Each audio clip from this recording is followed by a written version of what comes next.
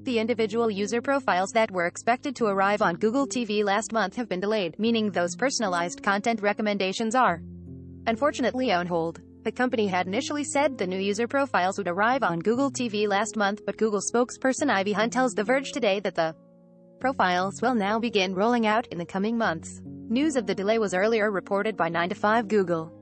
That's a bit of a bummer for multi-user households who are looking forward to profile features like customized watch lists, personalized help from Google Assistant, and weeding out the content interests of others using the same device, e.g., roommates, kids, etc. Although Google previously introduced kids profiles earlier this year, having to share a single experience among multiple users is a bit like handing over your Netflix algorithm.